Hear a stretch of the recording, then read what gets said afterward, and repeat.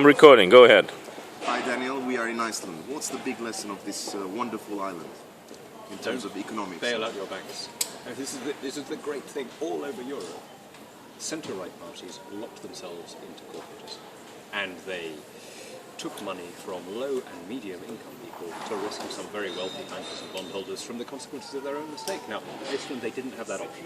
The banks had to fail, and the capitalist system was more or less allowed to run its course, with the result that, unlike in the rest of Europe, including in Romania and including in Britain, the right was not associated with this failure, and the Conservatives have won the election. When I first came here, I saw a scenery which looked like a moon-like sort of surrounding. It was a sterile ground, and still, it somehow they managed, the Icelanders managed to create a huge wealth. Yeah, because the real resource of a country is the enterprise of its people. I mean, exactly. This is a frozen lump of volcanic rock, 2 hours flight from anywhere. Imagine what it would have been like before planes. Okay. And yet, it has an enterprising people who have, they're 2 generations away from subsistence farming and fishing. They have the outlook of a small entrepreneur. And they've made this economic miracle. If they were in the European Union, they would be richer than, depending on whether you take purchasing power parity or nominal GDP, richer than either 22 or 23 of the 27 members. This is after the crash. You've made once the point that people living on islands have this different mentality. They are more self-reliant than others. Yeah, I mean, I think part of, well, it's Montesquieu's point, I borrowed it from him, but the big advantage is that historically, because island kingdoms were defended by the navy, they didn't need a big standing army, which meant that the government was in a much weaker position vis-à-vis the population, which meant that when it needed something, either revenue or war, it had to ask nicely. In other words, it had to summon a parliament and ask people's elected representatives. If you look at where the very old continuous parliaments were, it was in England, in Iceland, on the Isle of Man, and the Faroe Islands, and all that. And that can't just be a coincidence. So, speaking of islands now, let's go back to Great Britain. Something significant happened a few days ago, namely the rise of UKIP at levels never expected, perhaps, by some conservative politicians. How do you interpret that event, that success of Nigel Farage? Well, obviously they're speaking for a big chunk of the population, not only who are sick of European integration, but who are tired of the political class at home and feel that on issues like tax and immigration and so on, there is a consensus which has drifted away from public opinion. UKIP are very well placed to exploit that because they're not in government, and that gives them a great advantage. So, for example, the UKIP manifesto says they will hugely increase spending on the armed forces, and they will double the number of prison places, and they will cut taxes for everyone, that's the phrase they use, and they will balance the budget. Now, you will not find a single conservative who disagrees with any of those things, but because we're in government, we have the reality that we can't do all 4 of them at once. That's true, but then the question is, can you envisage in a year or 2 from now a possible coalition between UKIP and the Conservatives? I think that would be in the interest of both parties, and it would be in the interest more pertinently of the country, because that's the way of getting a referendum on the European issue, and it's certainly a much better coalition than the one we have at the moment. So I hope that both parties will have the generosity to move beyond their immediate interests and see if they can explore some kind of plan.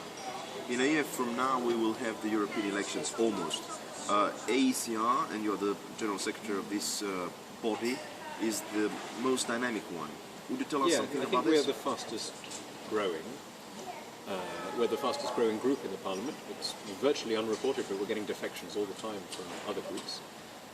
And we're the fastest growing, as you saw yesterday, we had applications from 3 parties and a strong expression of interest from others which are a little bit further up the pipeline. And I think the reason we're growing is because people respond to our analysis. The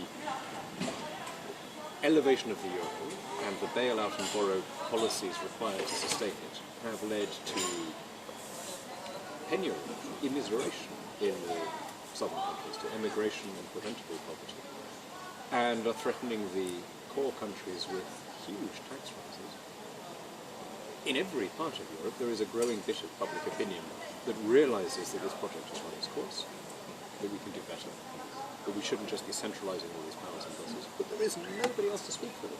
Neither the Socialists, nor the EPP, nor the Greens. Nobody represents that section of public opinion that believes in devolution of decision-making, parliamentary supremacy, national sovereignty, and personal freedom. We're the only, this small new party, are the only people in touch with the majority of public opinion on this issue. Even in Germany, the former Minister of Finance, I think, said something similar about this utopian dimension of the Eurozone project. Now, it's almost a year you've been in touch with the Romanians. What are your first personal feelings, about our project, the New Republic, and then how do you see 2014 for? Well, we're delighted to have had a formal application from New Republic to the AECR, and I don't see anybody objecting to it. We recognise you as kindred spirits, as the Czechs, my Czech colleagues always say, of our blood type, which is obviously some expression in Czech, but you have our blood type. And of course we wish you every possible success. Heaven knows that Romanian politics needs something different. It's very sad for me as a long-standing friend and admirer of Romania to see the way in which the political system there has remained stuck.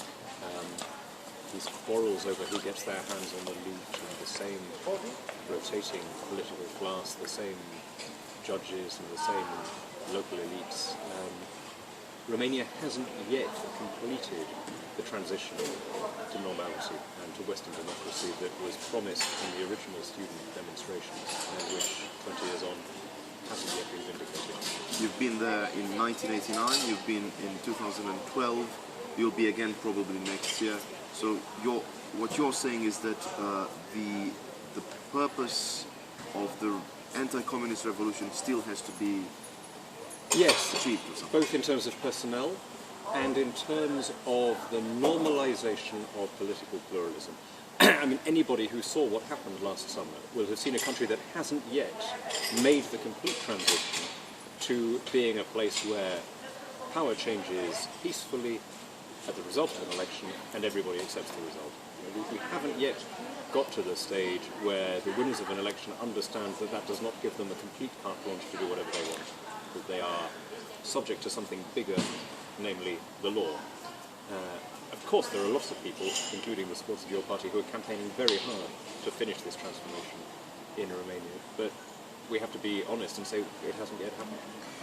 We must say that the New Republic is one of the very few parties in Romania which has a very clear-cut Anglo-Saxon approach to the notion of law, rule of law, personal freedom and responsibility. We thank you for that inspiration, and we of course wish you good luck, because you will also run for office in 2014. Well, we'll be running, I hope, together. We'll be campaigning alongside each other. Good luck, Daniel. Thank you so much. Thank you, gentlemen.